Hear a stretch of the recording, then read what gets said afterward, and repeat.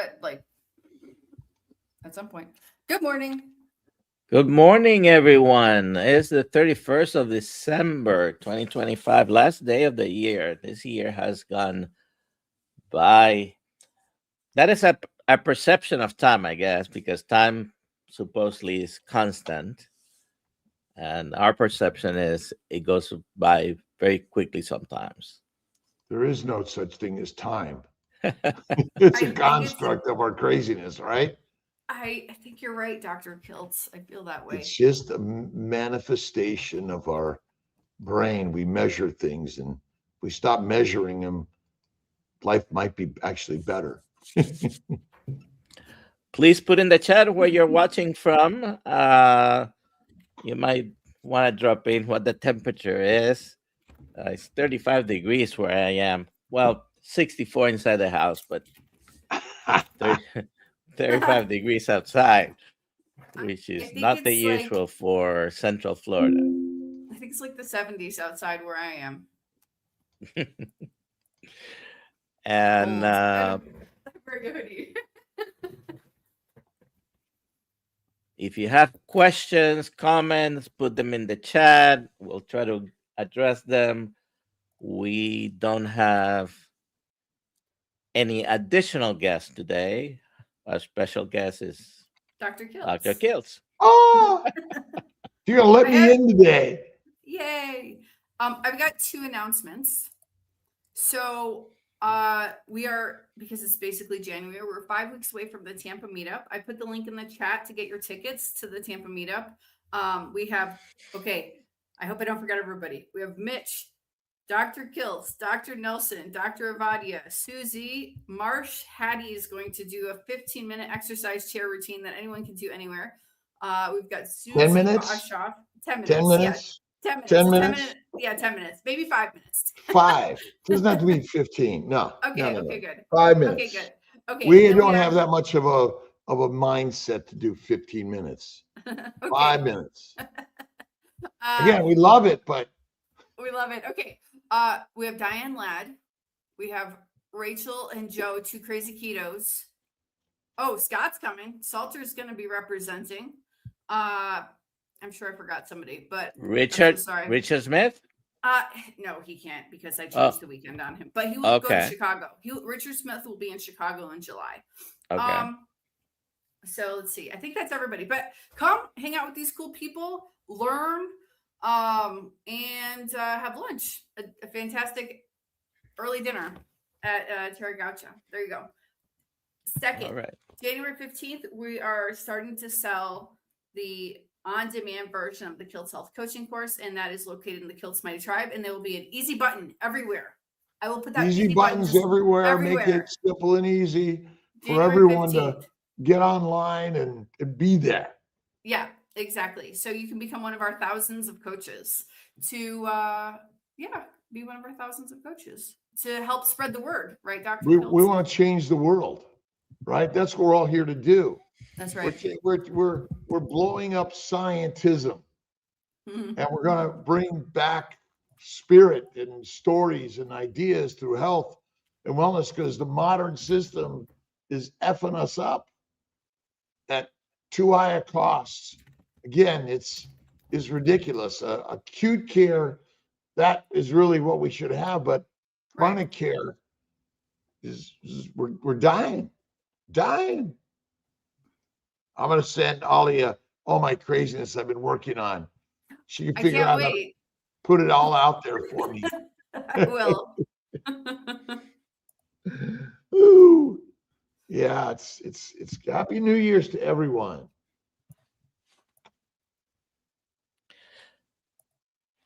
Please put hashtag KMT for what is the prize for the last day of the year? Well, I said at Kiltz Digest that Kiltz Keto is carnivore, but I'm curious if they should get a 30-minute gift from Dr. Nelson, a 30-minute coaching call from Dr. Nelson. What do you think? I'm putting you on the spot. Yeah. All right. Anyone, anywhere, you can get a 30-minute coaching call with Dr. Nelson today. I'll put that in. So hashtag KMT. It's a full hour. Oh, it is? Okay, a full hour. Wow. Wow.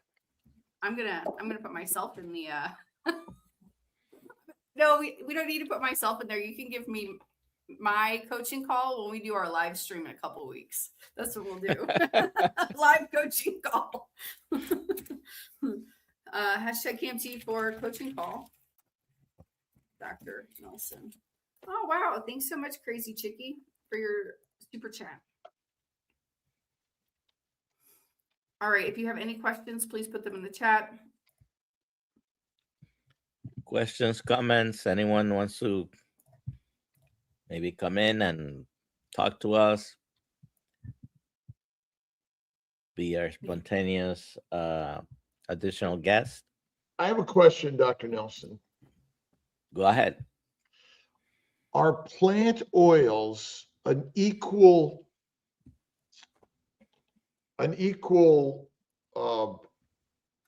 nutritional food as animal fats? No.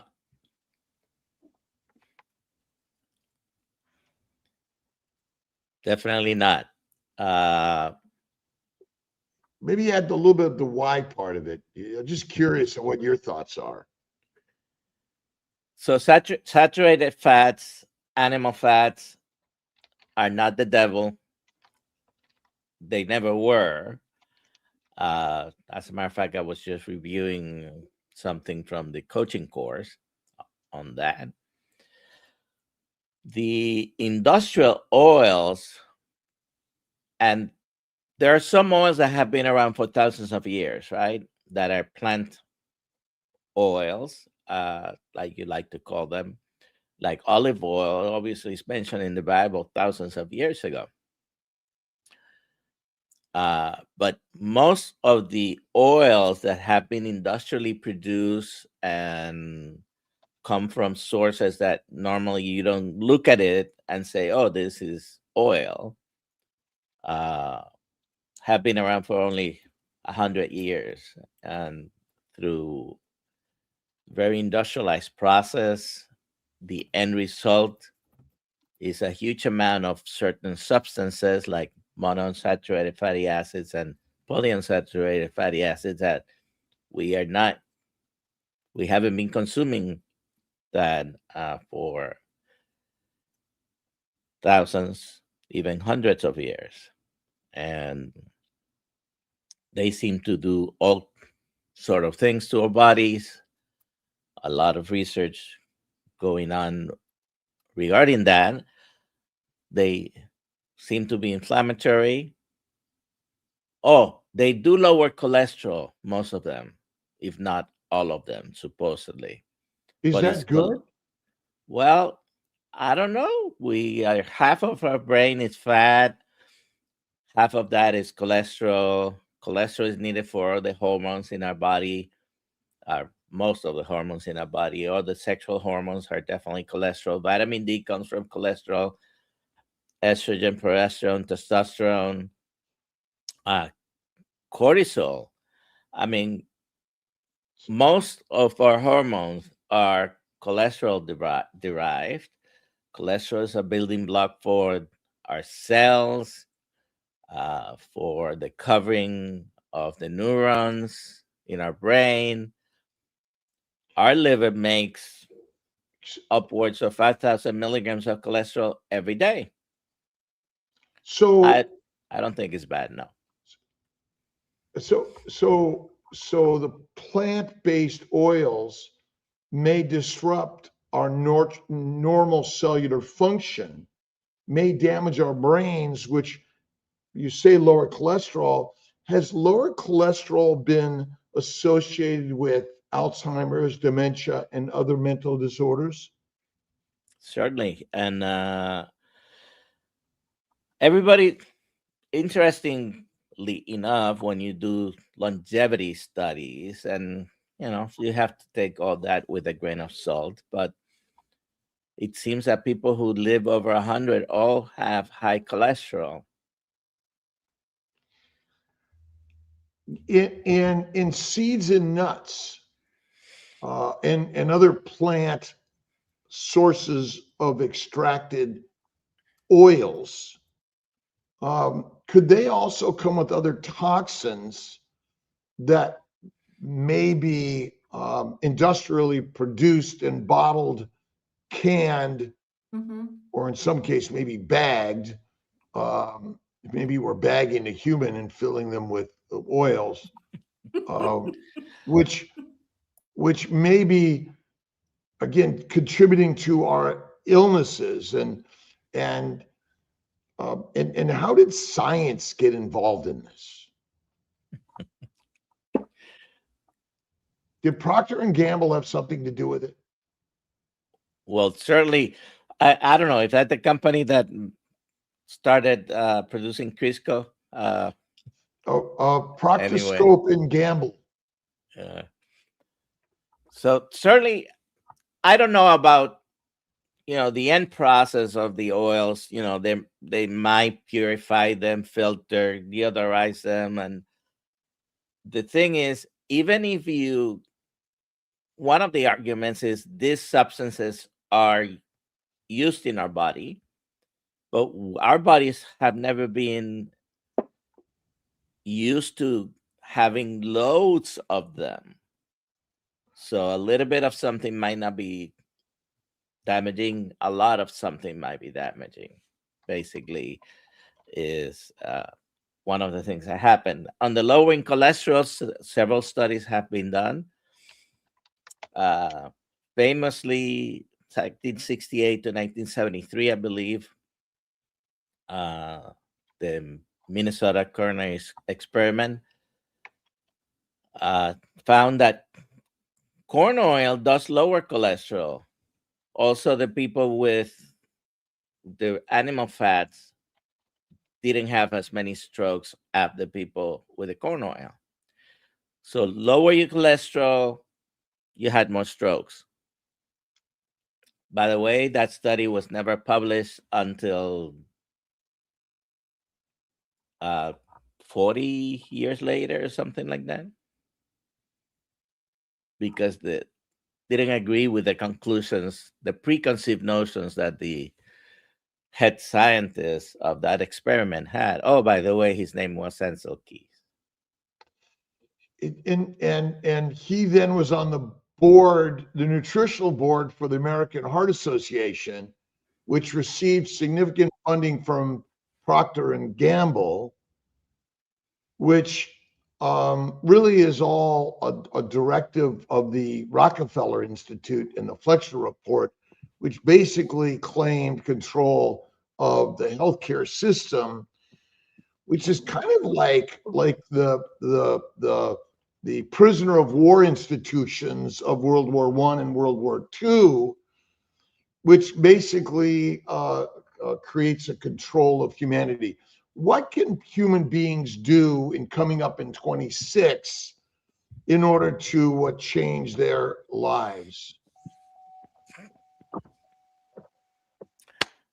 My suggestion is join the Kiltz Mighty Tribe and go carnivore. But if you don't, at least a very low carbohydrate diet, low plant diet. Is a high fat diet actually more important than a low carb diet? Maybe. Well, low carb, moderate protein, high fat. So high fat is the key for ketogenic diets, along with being low carb or no carb. Yeah, no plant. Well, low plants, no plants.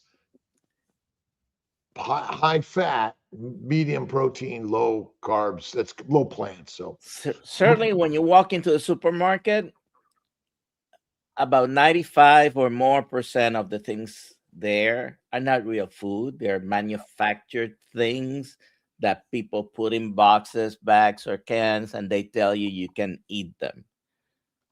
Just because that happens doesn't mean.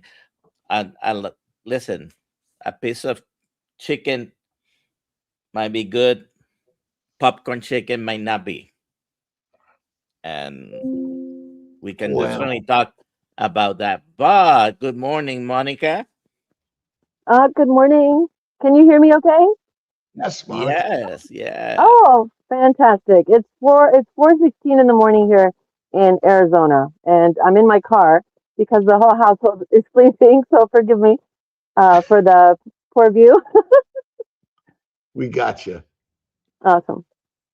Thank you for having me. No, thanks for being here. How was your 25 and what are you looking forward to in 26?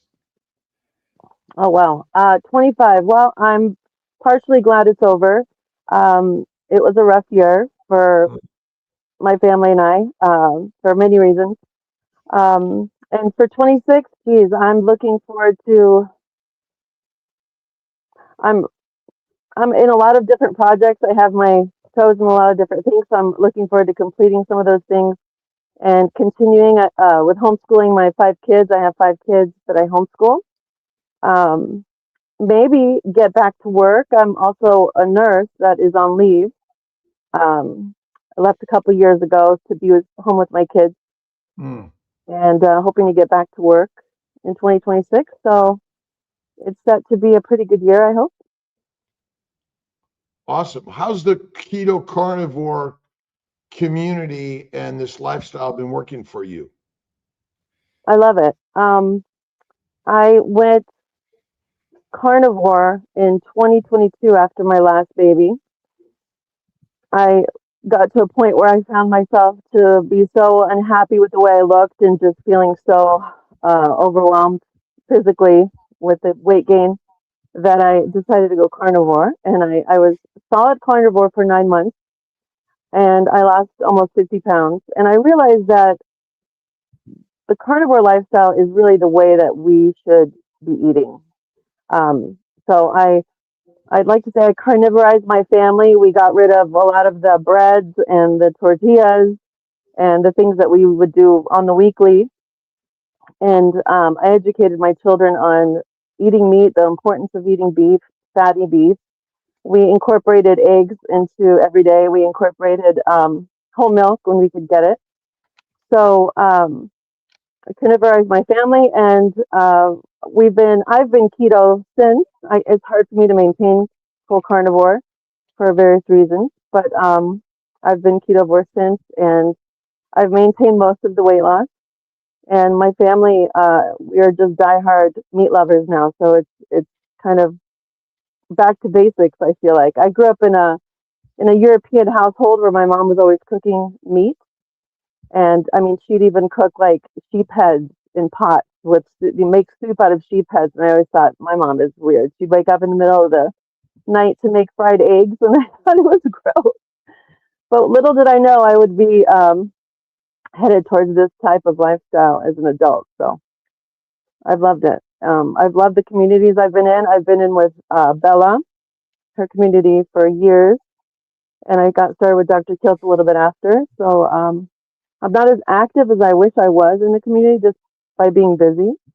But I love the community. I love the recipes. I love just loving meat and loving the beef industry and teaching children the importance of eating protein forward meals. And here we are.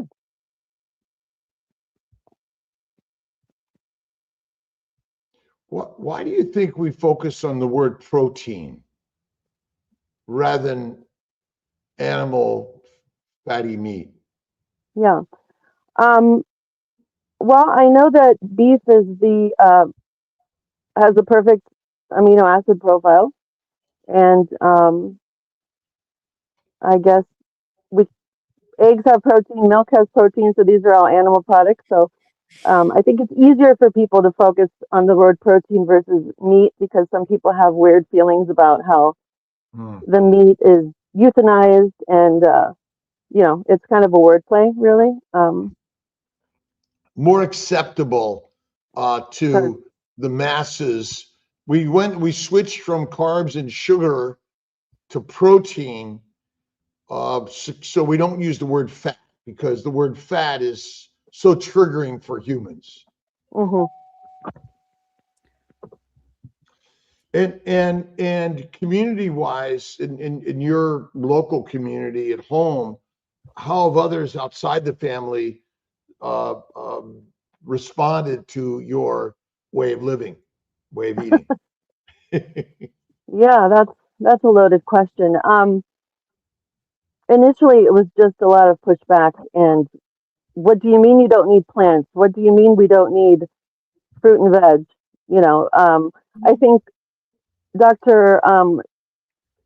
Chafee was the first one I heard say basically plants are trying to kill you and you don't need them to live. And I really had to deep dive on that because I was like, that's impossible that we don't need, you know, greens and antioxidants and enzymes from plants. But here we are. Looks like we don't need that. So that was the hard one to overcome, to be very honest. That particular issue. And our children's children.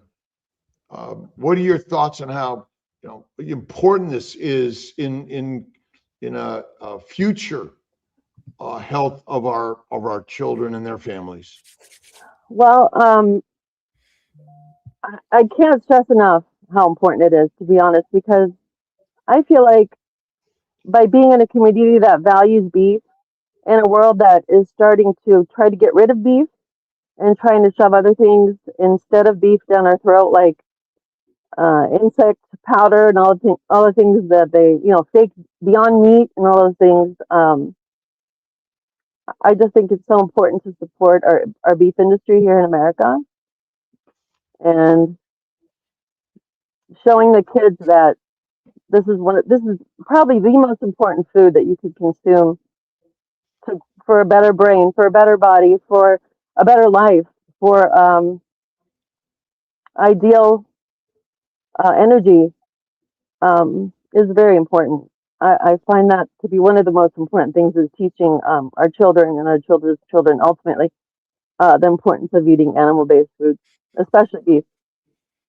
You're a nurse. Do you think the nursing community can help foster this? Because ultimately healthcare is really nursing care. I've always said the nurses are the most important part of healthcare. And I know in my practices, the nurses run the place. And helping support nursing and the nurses in this way of thinking and living. How do you think we can help grow that and foster that ideas to get a grassroots movement to carnivore in nursing? Yeah, that's a great question, Dr. Kiltz. I'm trying not to freeze here in my car. When I when I was in nursing school, I was part of the Nurses Association, and we would go and contend for certain articles on inclusion into the doctrines of nursing students. And I think we could start at the grassroots, to be honest, starting with the nursing students incoming, re-educating, making them aware of the importance of meat and animal products in the diet. Also, you know, one thing I've noticed that's kind of an aside is, you know, they still serve margarine at the bedside on people's trays. And I just find that outrageous, really. Like, can we just get rid of margarine already? Like, why are we serving margarine on people's trays in the hospital? Like, let's start with just whole milk and butter instead of, you know, skim. I remember learning about skim milk in nursing school and how 2% or skim they were saying is better for adults because they have less calories. And I just thought, I remember thinking like that can't be right. It can't be right that something more processed is healthier than whole milk. So educating us at the grassroots, educating the nursing students, starting there. And then they go armed with that knowledge of animal-based foods and the importance of animal-based foods in the diet. That would be how I would do it. Yeah, it is. I'm sort of working on some institutional changes because we're institutionalizing and marginalizing through industrial institutional foods and margarine, which ultimately, we go to a hospital or a age memory care home or addiction facilities, which ultimately feed plants protein, low fat, 3 to 6 meals a day, and then a drug, a doctor dissection to sort of icing on the cake to the profits of the profiteers. And that seems to be the real mission, but not to fight anyone, to foster a new direction, to support the people that really can listen and hear from a simple story, because science seems to be a little snake oil to me. That's the truth. Amen. What type of Dr. nursing did you practice? I was a cardiothoracic nurse. I did critical care for 9 years, and then I moved here from California to Glendale, Arizona, and then I did just float nurse, ICU step down, telemetry, post-op, pre-op. My first love is the heart. I was a cardiothoracic nurse for like 8 years. Well, that's interesting Worked really because hard. I did cardiothoracic before medical school. I actually set up for the open heart surgeries, and I worked the pump bypass, and that was sort of something I really loved to do. What seems to be when you were taking care of these patients, was there any sort of specific diagnosis disease most of these patients came in with, like diabetes, hypertension? Yeah, hypertension, metabolic syndrome, diabetes, atherosclerosis, kind of the metabolic syndrome coupling of all those things. But hypertension was one of the main ones, and then high cholesterol would come in with just an added diagnosis of high cholesterol, and most everybody was on a statin. Most everybody was freaked out about how much salt intake they were taking in and taking statin drugs. Diets, upside down diets, completely upside down diets. Standard American diet all over the place. I don't think I met one carnivore before I was carnivore. I can't remember meeting one carnivore like outright. Someone that like said I'm a carnivore outright. Like I make meat my priority. I didn't meet anybody like that in California. Is Christ and faith, you think, an important direction? And whether it's Jesus Christ, Moses, Muhammad, Abraham, whatever spiritual religious practice, do you think faith and connection to a higher power is important for human health? Oh, I personally absolutely do. Not only because I feel like if you do have a faith, you have hope. Hope springs eternal. You have hope for your soul. You have hope for the future. But in my faith, for example, as a Christian, the Bible speaks a lot about meat. The meat of the word is one thing, but also eating meat. When Jesus brought the damsel to life, he said, "Give her meat," and that really struck me when I read it with different eyes as a carnivore. So, for many reasons, I think faith is extremely important. Do we have any comments or questions coming from the community? We have a bunch. Let's bring them out. All right. Monica, thank you for showing up with us. We appreciate you. Awesome. Thank you for having me. Yeah. Sorry it's early for this, but green runny stools normal on carnivore. I began in October. Thanks. It's never too early for poop talk. That's not the only comment or question relating that subject. Yeah, today. I don't have an answer for this. Yes. Changes in bowel function are quite common as you transition, or even from time to time, especially when you've gone on a fast for 15 to 22 days, it can hit you.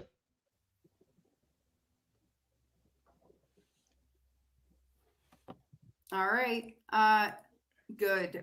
Jojo, is it possible to develop low thyroid from carnivore or maybe similar symptoms, dry skin, feeling cold, thinning hair, carnivore 18 months?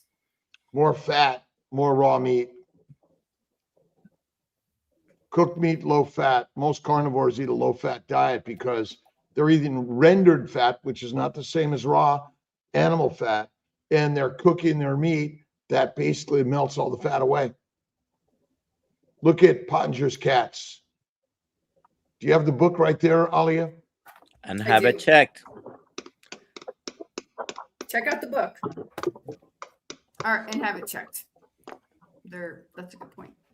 Deep sea otter, what's worse, so-called vegetable oils or high fructose corn syrup? Which does what to our bodies? Well, none of them are natural, right?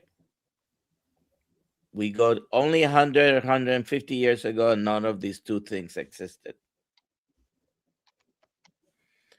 They're both bad, I think. If I had to be pressed to say one is worse than the other, probably the high fructose corn syrup, but they're both don't have them, don't eat them. Look at ingredients if you're still buying things that come in a box, a bag, or a can. Look at the ingredients. There you go. Okay, Fuzzy Booger. What's the name of that movie about carnivore? Is it Animal? I don't know. Animal. H20 Studios. Animal, you can find it on Amazon and probably other places. Rick Perez. Krill oil lowered my cholesterol and my vitamin D 30% of each. Coincidence? Probably not. It lower your cholesterol. Is it good? I don't know. I don't think so. And then it lower your vitamin D. That more objectively, I can say is worse, right? I mean, it's bad. Oil. It's just it's krill oil. What is krill? Krill is a little sea creature. Right. So, I mean, would like you and I shrimp. eat krill oil naturally in our ancient environment?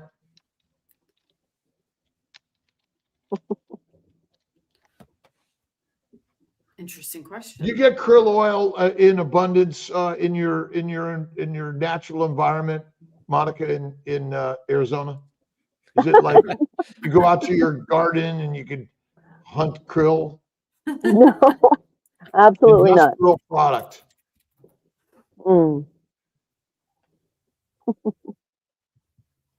Next. All right. Carnivore Jerry. Here's the next poop question. Oh no. Okay. So I'll just answer this really quick. When we do a live stream, each live stream has a different link because that's how you have to set it up. So I will send it to you. I did write a comment on the. Oh, okay, good. In the chat, answering Tim her. or Elke, don't know which, but what happens to the body to those eating low fat and higher protein versus fat forward and protein? So proteins break down to amino acids, which are sugar-like more than anything, and they must be converted and delivered to fat.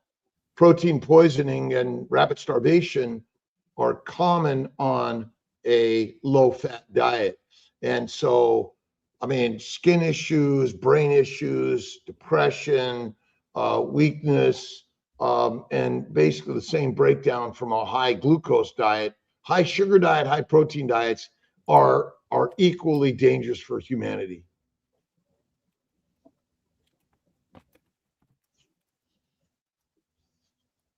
Okay, let's see.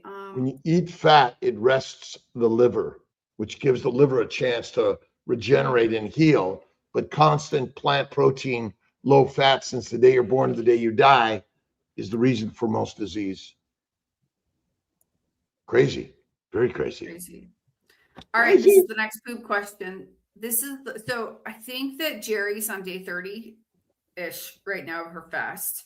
And she says, this is the longest time I've been editing fluid from my anus during this fast. What is it? Why so much ick? It typically stopped after the third week. Thank you.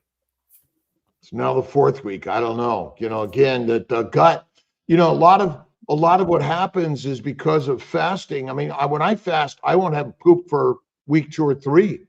And so, there's stuff still happening inside there, which may be microbial breakdown, and mucus, which is basically trying to clear the stuff. But, is it normal to do a 40-day fast?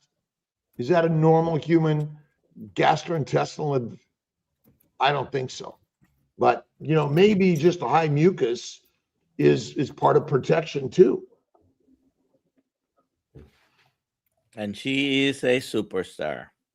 Absolutely. And when you think about it, I mean, things come out of all of our orifices, which, it doesn't just, go silent, go dark. Things are still happening in there. Fatty food. Monica, thank you for sharing. What changes did you notice in your kids when going carnivore? Oh, wow. That's such a great question. Well, I had a small baby when I switched to carnivore, and I started with all the 4 other children. I gave them the regular at 6 months. Started with the wheat powder with the water in the milk, and The cereal the first, vegetable yeah. jars, the cereals first. Just like brainwashed, not dumb, excuse me, but just thinking I was doing right because I hadn't heard of anything else. But with this one, I started her off on eggs. I started giving her eggs and chicken skin and the fatty parts of her steaks. And she is like 100 percentile. I'm not saying this is why, but she's always met her growth milestones in the 90th to 100th percentile, meaning she's big as almost 90% to 100% of the children her age in her group. So that's How old one is she change now? I noticed. She is 4 now. Okay. And what And what she's else? meat. Yeah. What else do they eat? What my kids eat. My husband loves to grill. So he'll grill a couple racks of ribs and we'll just chow down on ribs. That'll be our main meal. Or he loves tri-tip. He's from Santa Maria, California. So he will make a couple nice tri-tips and we'll just nosh on that for a couple days. And with butter. It's all with butter. And the beautiful thing about feeding kids meat is that they're not hungry in 2 to 4 hours. Whereas when I feed my kids, the typical bread, cereal, whatever I have, the carbs, they want food within the hour. They're hungry again, and I'm making food pretty much all day for them if I don't have meat available. So feeding children fatty meat gives you more time to do other things. That's one thing I found out as a parent. So yeah, that was a big change. It gave me a lot more time out of the kitchen, feeding them meat, fatty meat specifically, or meat with butter. Industrial domesticated animals we have become to feed the mouths of the masters of the message. More money, more castles, more control. Mm-hmm. Time to change the paradigm. Mm-hmm. Yeah, that's right. You really give up a lot of control when you eat a standard American diet, when you eat things that are processed, when you eat all the foodstuffs they want you to eat, when you focus on the grains, when you focus on the greens. You really do a disservice to your body because it shows up over time in various ways, eating poorly and not including meat.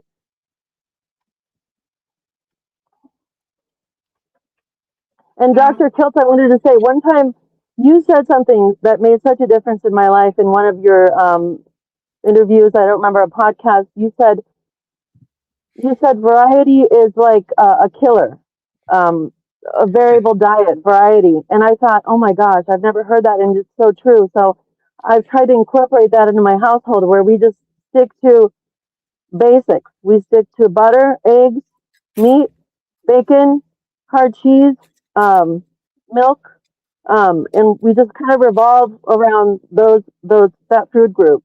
But I heard you say that about variety, and it just like blew my mind. Yeah, we sort of all want variety and rainbow colors and everything. You know, it's sort of like being married and having boyfriends or girlfriends on the side. That will break any marriage. We know Yep. that. Yep. And Yeah. so ultimately, all this partying and different restaurants and all this stuff we've been convinced to go to the party store every day Hmm. rather than live that life a spiritual, faithful, patient, slow as you go journey. Hmm. Yeah, that's profound. Yeah, I don't know where I heard it, but I was like, oh yeah, that's it. That's it. Yeah, especially teaching the kids that, this whole idea of make it new, try new things every day, always incorporate this and that and this and that. It's nice on the outside, but it's a mess. It's just a mess, and it's not really sustainable. I mean, it's sustainable until your health suffers. Let's put it that way. And I had a friend at 19 that killed himself, another friend at 25 that died of glioblastoma. And we see the suffering in our world at all levels. I mean, we're sort of living a somewhat, we see life in chaos. And then we do everything we can to control it, but there's so much chaos going around us. And how to change that world out there is ultimately to change the world inside of us. And I think this is where religion and philosophy and spirituality, I mean, for me, Christ is king of the story. The New Testament really is so simple in its methodology and its framework. Hmm. That's right. I agree with you wholeheartedly. And not only that, but like I said before, the biblio diet is, I guess, what they're calling it, is it just incorporating animal foods and natural foods that grew seasonally into the diet. And yes, they ate a variety of things in the Bible, but these were things that were seasonal. And meat and fish seemed to be the focus of every meal. Right. And if we could go back where civilization, commerce and moving from one community to another, it grew our variety, which also grew our sickness. And so wherever you're at in your local environment, your diet is not varied very much. It's very narrow. Hmm. And I think that's where our real foundation happens. Even if you said looked at old world sourdough bread, Hmm. that even the bread and the meat and the narrow vegetables that we may have consumed, but we ate them with more fat and less frequent meals. No one's carrying a lunchbox around. Hmm. Hmm. That's right. I wanted to also say, one of the first changes that I made, probably the first change that I made when I went carnivore, is I got rid of my cooking oils and I got rid of my seed oils. Um, and I started rendering my own tallow, Mm. and I started saving my bacon fat, and that is solely what I use now to fry eggs in, for example, or um, I use it in all kinds of things. I butter my bread with it, so to speak. When I don't have butter, I'll use bacon fat. It's so good. So just getting rid of seed oils was like part and parcel, one of the best things we did for the family, and just teaching the kids too, if they're old enough, teaching them why we don't incorporate the seed oils anymore, why we don't have the sunflower oil. I never use castor oil. I don't buy into the castor oil hype. I think it's poison, pure poison.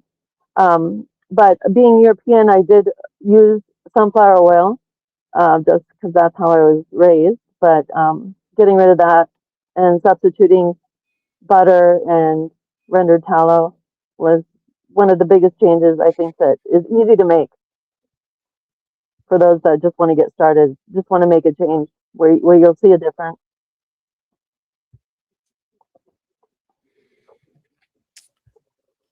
Alia, go ahead with that question, please. Okay. Faith focused food freedom, Karen. When you return to a nursing job, what area of nursing do you plan to work in? Oh, wow. Yeah, that's a great question. I've always been a floor nurse. I've always worked the front lines. That's all I know. I'm comfortable there. I would love to get into labor and delivery type nursing. That's a specialty, and I don't really know if I would be hired into something like that at this point without the training. And I would really just want to get back to work as soon as possible. So I will probably end up on a cardiothoracic floor in a hospital. Hopefully. I mean, there still is great care that going nursing is a great profession and important, and I think that medicine, I enjoy it, I love it. I think we have more opportunity to help change the world staying in that than running away from it. So, I honor you in the work you've done and plan on doing in the future. Yet the truth is the most important job of all of us is raising our children. And That's and I right. think that's something that homeschooling really is helping sort of guide and direct and minimize the propaganda, although it's everywhere. But if we give them a foundation, they always have something to fall back to if they stray away. Right. Exactly right. That's why I decided to stay home for a couple of years. Yeah. Yep. Next. Next question. Let's see here. Jack Young Jr., your recommendations for a type 2 diabetic who stopped lowest dose of Ozempic 3 weeks ago and takes several metformin daily, blood sugar in 210s, ready to start keto and leaning toward carnivore. Ideally, you should be working with your doctor to do this. You shouldn't deep prescribe yourself medications. I'm not your doctor. You're not my patient, but be aware of taking or stopping medication without consulting your doctor. But stop all the white stuff first. The bread, the pasta, the potatoes. Concentrate on your meat, and if you're eating some vegetables, cook them well.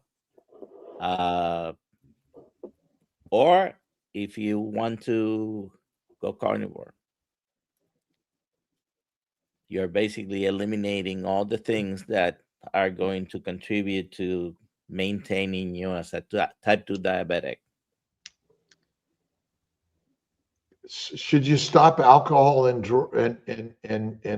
marijuana and tobacco and cocaine?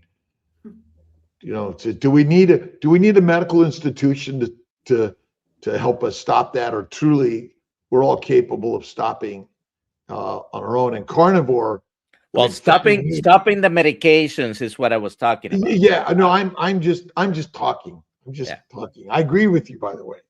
Well, it's sort of we've created a world that we still need the authorities to guide us, and in fact, our ancient nature is like a lion, and no pain, no gain. And I would say Jack Young Jr. is absolutely carnivore, and fatty meat, faith, and fasting are the foundation. I am healthy and well. I am a lion. I'm a lioness, and this is the real direction for all of us. When was the last time you heard a doctor, Monica, in your practice of medicine, tell people to go carnivore? Never. Not one time. Not one time. As a matter of fact, it's funny you say that, because when my mother was diagnosed with breast cancer, this was in 2005. I remember I was with her in the office, and she said, what should I do about my diet? And at the time, she was eating standard American fare, a lot of meat. To be fair, she was eating a lot of meat, but everything else, all the carbs, and she was drinking alcohol. And the doctor said, Nothing. Make no changes to your diet. And I remember thinking, wow, that is unbelievable. In my mind, I thought, how can that be possible? So it's so important what you said. People don't understand that diet is their food is their medicine, and they're waiting for from the outside to tell them what to do for their insides. And that's key, is that we have it within ourselves. The Lord made us in his image, and we have it within ourselves to heal ourselves. My husband is growing his hair back, to give you an example. He's growing his hair back by doing hair massage. He's putting his hands on his head, massaging his head every night, and his hair is growing back. I'm watching it grow back. We have the power to heal ourselves within ourselves. And it's and it's working, and people don't realize that. People are seeking answers from the outside, seeking answers from the doctors, seeking answers from the teachers. So yeah, you hit that head on, Dr. Kiltz.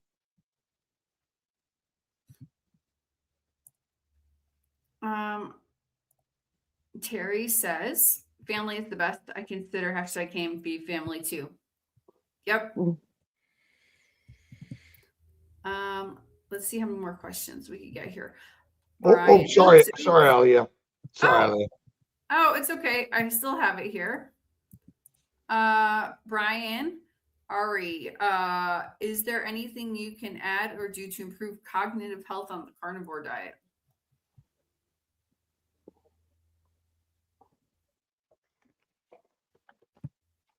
Is that for me, or is that for the doctor? Well, you can grab it also, please, Monica. Oh, well, my personal experience, I didn't suffer from depression or any type of mental issues before carnivore, but I can tell you, after carnivore, my focus, my ability to do longer tasks without breaking, my mental fog went away. One thing I incorporated is clean water, which was very important. So I no longer boil things in tap. I don't use tap to make soup.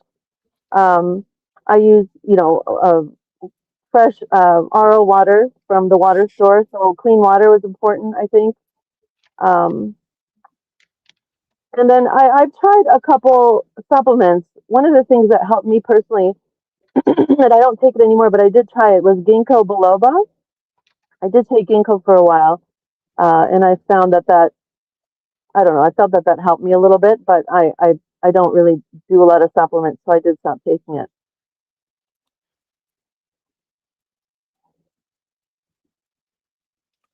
Wild caught salmon, sardines.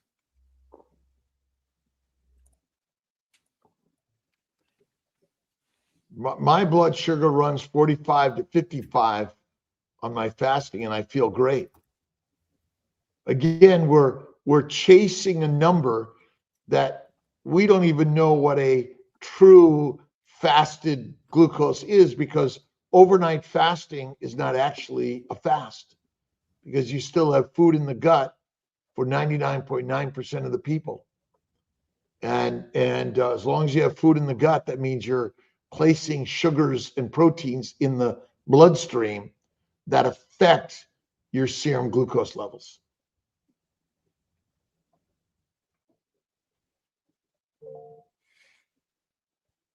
Okay, let's see. Carnivore Jerry. Oh, she says my bowel sounds are normal throughout. Okay, she's letting us know. Great.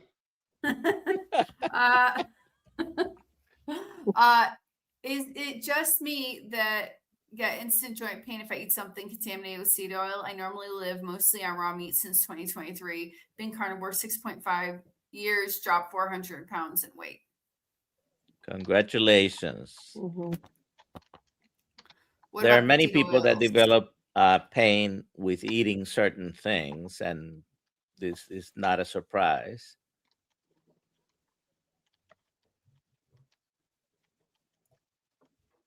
There you go. Most of the time, it's plant source. Yes, he's going to join us soon for a live stream. Oh, we already talked about that. Okay. Let's see. Chuck, why do we hear vegetarians will live a long life if they're not eating fat or meat as much as carnivore or keto? Just curious.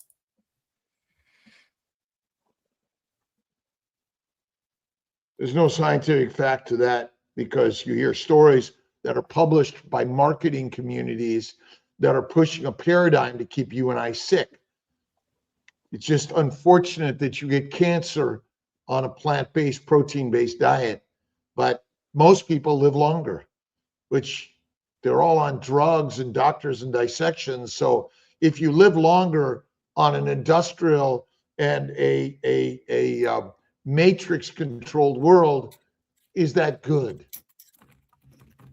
At what cost? Yeah. And the keto carnivore world, really in the focus of lifestyle, I mean, it's a small percentage today, but it's going to grow, and we'll get more information. We don't know which diet you're going to live longer with. Probably has to do with kind of all the, are you a nice person? Do you have good thoughts? Do you live simply? And that's probably as much as anything. Mm-hmm. What are your thoughts, Monica? Is that any thoughts on this statement that Chuck makes? Well, I've seen lately a lot of these vegan influencers have actually gotten very sick or died. So So sad. I've heard personal stories from people, having been vegan or vegetarian, and that was the sickest part of their lives. I think Bella has a similar story from Steak and Butter Gal, where she was vegan and she was just a hot mess. She was acneic, she was bloated, she was just in a bad way, and that's what led her to carnivore. So I don't believe that's a true statement. Me, just personally, from what I've seen, what I've heard, and knowing the benefits of eating animal based, I know it's not true. I hear that alcohol is good for you. That's a true statement. Mm-hmm. Would you agree that alcohol is good for our children? Absolutely not. Is it good for adults? Every drop of alcohol is toxic. Now they're going to tell you there's resveratrol in red wine, and that may be true, but you can also get that from a supplement if you believe that's going to help you in any way. But every drop of alcohol is toxic. There's oxygen in air when you smoke a cigarette. True.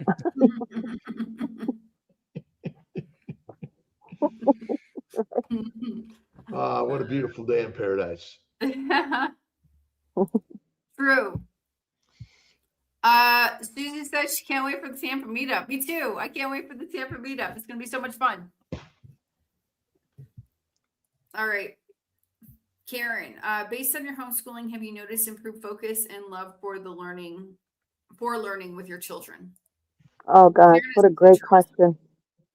That's a great question. And I can hands down wholeheartedly say, yes, absolutely. Because first of all, they're not hungry every hour. And anyone who has kids knows they're hungry all the time. Children are hungry all the time. Most of my time is spent in the kitchen, just in general, prepping, making food, cleaning. But when I fed my kids mainly standard American diet, a lot of carbs, cereals, breads, bagels, within the hour, they were hungry again. And there was never any respite from feeding the kids, because those types of nutrients are limited in those foods, and they need more. They need more to sustain themselves. So yeah, definitely on carnivore, meat heavy, protein forward meals. I get more unbreakable focus with them, 100%. I would never go back. I would never go back to the way we used to eat. It's really changed my household lives. It's changed our lives for the better. And I love the fact that I can take my kids out to say In and Out, and they will all forego their bun, and we'll just order, like, what do they call those? Flying Dutchman with the cheese and the onion, no buns. And everyone is like cool and happy with that, eating their their burger with a fork and a knife. Yeah, it's been a great change. And yes, definitely focus. beyond compared to the standard American diet for my kids.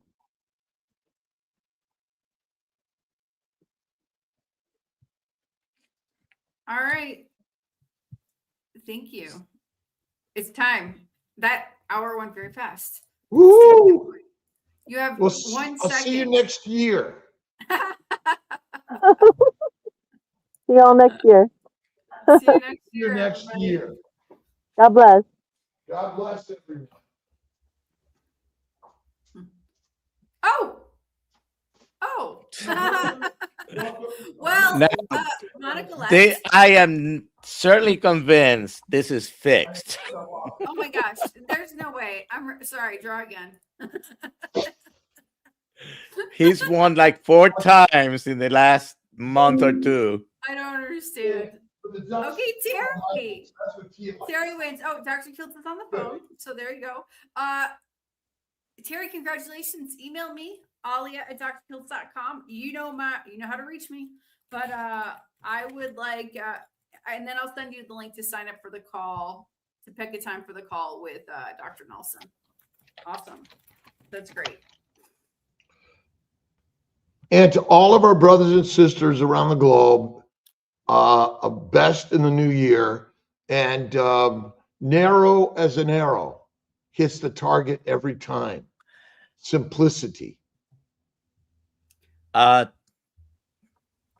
Mitch has a live stream tonight. Yeah. Oh, Mitch has live streams tonight, and I sent you the link, Dr. Oh, Kiltz. It's what at 9 time? p.m. 9 p.m. Eastern, and you're allowed to hop in. Dr. Nelson's allowed to hop in. He invited me, and I said most likely I'm going to be sleeping, but Mitch live. Well, might be me too, but I will hang out. Mitch live tonight. Yeah, 9 p.m. I'll resend you the link. Yeah. Okay. So I made a StreamYard link for tomorrow morning. Are you going to be live tomorrow morning? I will not be here. I'll be here. What am I going to You'll be do? here. I don't drink. What else is there to do? I don't either. I don't party. This is my party every morning at 6 a.m. Eastern time, USA, to share with my brothers and sisters in Europe and in Yes. Asia, right? Eurasia and really our 6 a.m. is actually a pretty good time for around the globe. It is a good time, except for West Coast. But I'll be they need to here. get up. Okay. All right. If I wake up, I'll be here. For most of the world. For most of the world, it's a good time. Yeah. All right. Well, Have a great happy day. New Year.